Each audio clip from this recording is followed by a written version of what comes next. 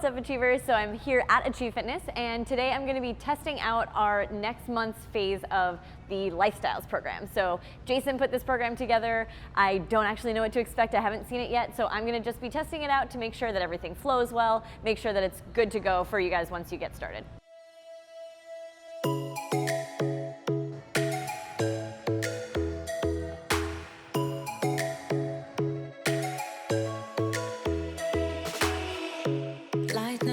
By my window. It's my chest. So when we put together these programs, we always include a full warm-up, and that's because we want to make sure that you're not just going to the gym and starting to lift. We don't want to just do a generic warm-up like go run on the treadmill for 5 minutes. We want it to be a little bit more specific. We want to make sure we get ankle mobility, hip mobility, shoulder mobility all in, some stability drills as well, to just make sure you have a well-rounded total body warm-up so that you're primed to actually go and lift and do the program.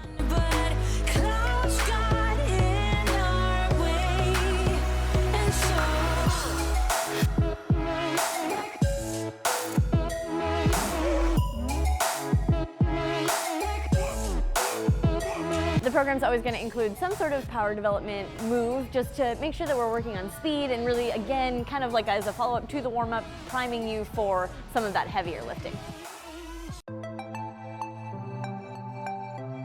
All right, cool. So we're moving on to superset number 1. So we're going to do barbell deadlift, conventional deadlift, paired with a 2 dumbbell alternating incline dumbbell bench press. So I'm going to start with barbell deadlifts. It's sets of 8. It says an RPE that feels like 6 out of 10. So I'm going to do a warm-up set maybe here at 135, and then I'm going to increase it for my first work set.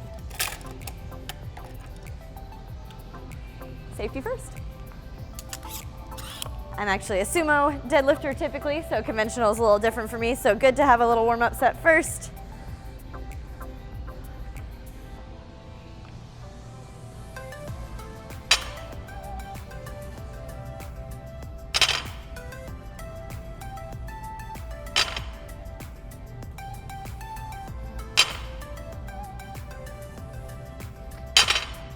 Five's usually good for a warm-up set. I'm thinking to get myself to a 6, I'm gonna jump up about 15 pounds on each side. So let's try that.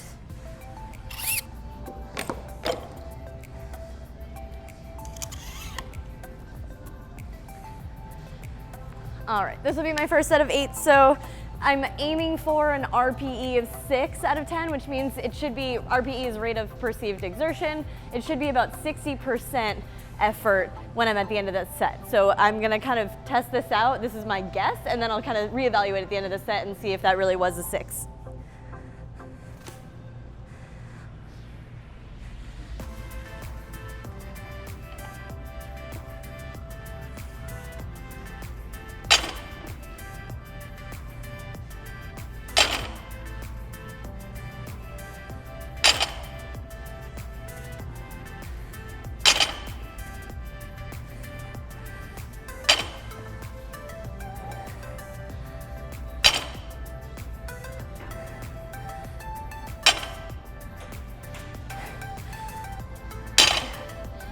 Okay, to be honest, that was a little more than a 6.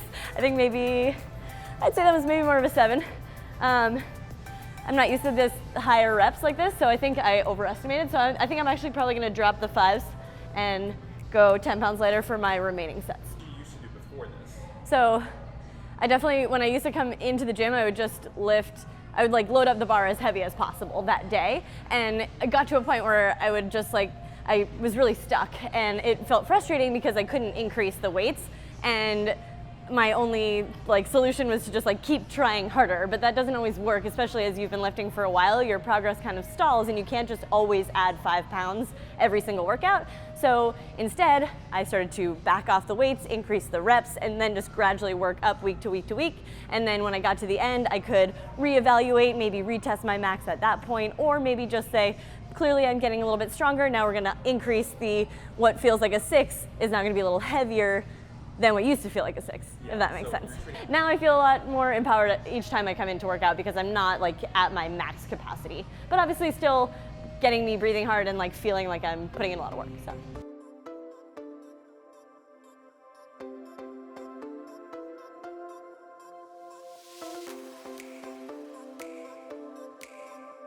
So So the next one is an incline alternating dumbbell bench press.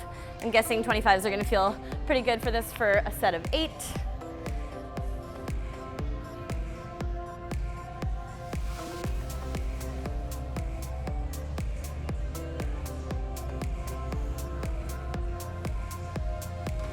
Quick pro tip about getting in and out of position for a bench press. As you're getting into position, you wanna just start with them on your thighs. You're gonna roll back and kind of use your momentum to get them up.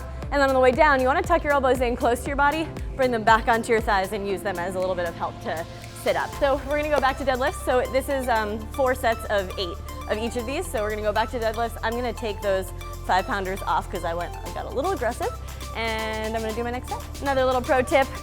When you're taking weights off, it's way easier to do it when the rest of the weights are elevated. So you can take a little 2.5-pound plate, slide it under the weights that you're keeping on, and then it's easier to slide off the weight that you don't want.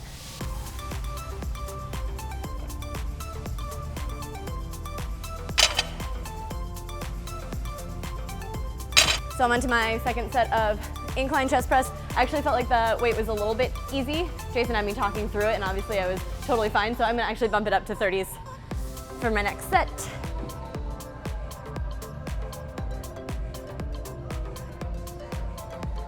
Feels more appropriate. So, especially in week 1 of a new program, you're not always gonna know what weights are gonna feel appropriate or right. So especially in this first set, just like play around. I would usually try to err on the side of too light versus what I did in the deadlifts, which is I went a little too heavy. And you can increase set by set until you feel like you find the weight that feels really, really good and appropriate for the number of reps that you're going for. The next superset is gonna be 2 dumbbell walking lunge followed by pull-ups. So I'm just gonna see if there's any notes on either of these. So walking lunge, just straight old 2 dumbbell walking lunge.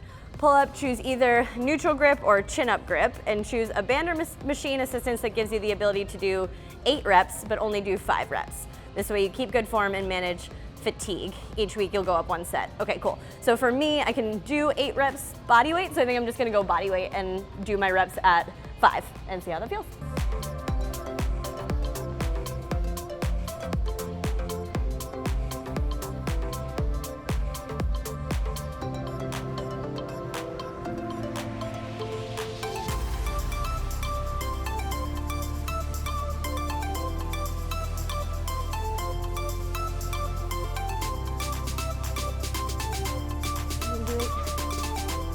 Okay, so I'm gonna choose neutral grip. That's my preferred grip, so that's what I'll go with for the set.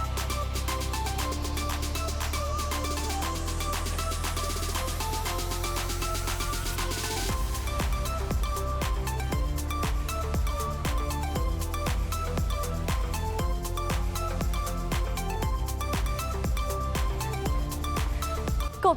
So, like I said, the program calls for doing it with something that you can do 8 reps for, but only doing 5. And that's another like hard lesson learned over time, is that just because I could do 8 or maybe 10 bodyweight reps doesn't mean I should jump up there and start with that, because that might fatigue me too much to maintain that throughout the rest of my workout. So by going with 5, I should be able to do 5 reps for set number 2 and for set number 3. And then next week, like I had read in the beginning, we're gonna bump it up to 4 sets. So I'll add another 5 reps to my overall workout. Okay, so I just finished up those 3 rounds of lunges and pull-ups. Lunges always get my heart rate going.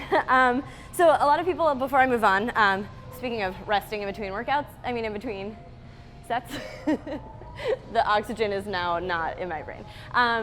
People ask a lot about how often to rest or how long to rest in between exercises and in between sets. So usually what we recommend is if you have a superset, trying to pair those 2 up and going fairly little rest between the 2 exercises, but then between sets, maybe like a minute or so, maybe even 2 if you need it, between rounds. Really it's up to you. It depends on what your overall goals are, but if you are feeling like, especially early on with things like deadlifts, if you feel like you really need to make sure that you're not breathing heavy anymore, that you have kind of your strength back, give yourself an adequate amount of rest so that you can go and be strong for that set. So we're on to our 3rd superset. 3 sets of each of these. We're starting with a 2 dumbbell long press, so that's a squat to press, and then we're going into stability ball front plank extensions. Both of these are 3 sets of 8. Let's do it. Cool.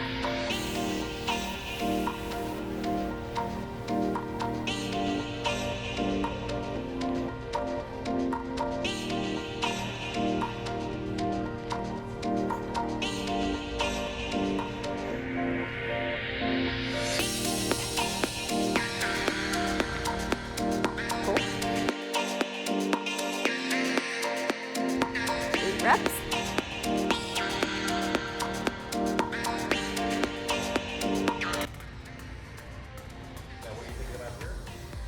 Just trying to make sure that I'm staying long from the crown of my head to my heels, not letting my hips sag or my butt stick up, and only going as far as I can while I'm able to maintain that form. So sometimes, for some people, it might just be a really miniature movement.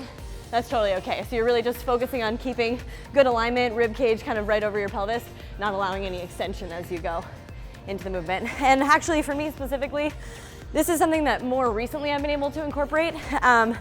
But because I had some diastasis after my pregnancy, this was something that I probably couldn't have done even like 2 or 3 months ago, and I probably would have modified it to either just a plank hold or maybe like marching variation. I probably would modify this core exercise for me specifically a couple months ago. Luckily now it actually works great. All right, 2 more sets of those and then we're gonna move on to the finisher.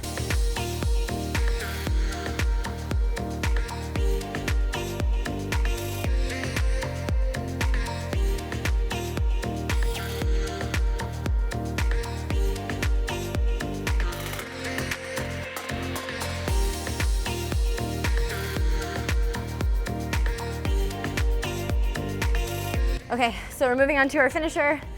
We have a 2 dumbbell shoulder burnout. Oh my God, so many shoulders in this workout. So we have 10 front raises, 10 lateral raises, then 10 overhead presses before putting the weights down and resting. So I'm gonna try 10s. That might be slightly aggressive, but we'll find out.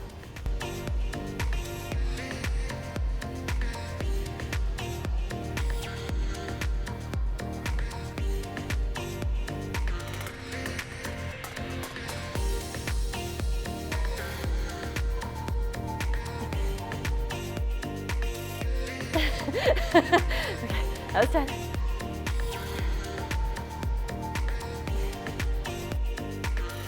Oh God.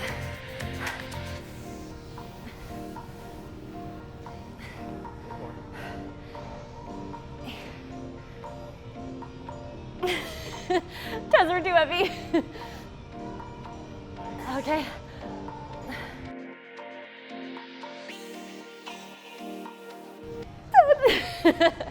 Okay. 10 was aggressive. Whew. So rest for a minute and I'll do that 2 more times. So speaking of finishers, so today's obviously is more of a hypertrophy based finisher, so it's more about fatiguing one muscle group. So obviously this one was the shoulders. Sometimes you might have more of a conditioning based finisher, which would be like the battling ropes or maybe hopping on a piece of cardio equipment like an airdyne bike and doing sprints, which is more working your cardiovascular system, whereas this is kind of working on more, creating a little bit more muscle fatigue. So we incorporate both, and today's happened to be hypertrophy. Completed the workout, it was awesome, you're gonna love it. And I'm looking through just to see which things are going to actually change or increase week to week. So it looks like for deadlifts, we're gonna be going up in weight each week, which is what we discussed in the beginning. So each week we're gonna increase from 5 to 10 pounds. So next week I would go from 155, which I did today, to probably either 160 or 165 and keep building that way. Let's see what else we have. So pull-ups, like I said, we're gonna be adding a set each week. So this week we did 3 sets of 5, next week 4 sets of 5, the following week 5 sets of 5, so we keep increasing that way. The stability ball front plank, we're gonna just increase by reps. So I did 8 today, I'll do 9 next week, 10 the following week. And it looks like those are the things that increase. So we wanna make sure that with any program that we're putting together, we're always having some things that are going to be increasing and getting more and more challenging as the weeks go on, so that you're not just doing the exact same workout week to week. So obviously today was tough for me and I'm feeling out of breath, like it felt really good and really hard, but if I went back and did this same workout next week, I wouldn't really feel that same effect of the workout. So I want to keep adding a little bit more so that I'm always kind of going in that positive direction. So that's this month's lifestyle program, and we have different options. So we have 2-day-a-week, 3-day-a-week, or 4-day-a-week options for lifestyles. So depending on which one you choose, you're just gonna get a different amount of workouts per week. And also in all of the workouts, we just like to incorporate in lifestyles a variety of different pieces of equipment, a variety of different movements. We want lifestyles to be the kind of program where you feel like it's very sustainable, like you can always come in and keep doing it. You can keep progressing, but you can also keep doing it week to week and feel really good and have fun as you're going. So you're not just constantly burning yourself out. You always feel kind of like empowered and reinvigorated to come back and do it again next time. Why do I feel like I always can get it and then I have so much pressure with the camera? Oh God.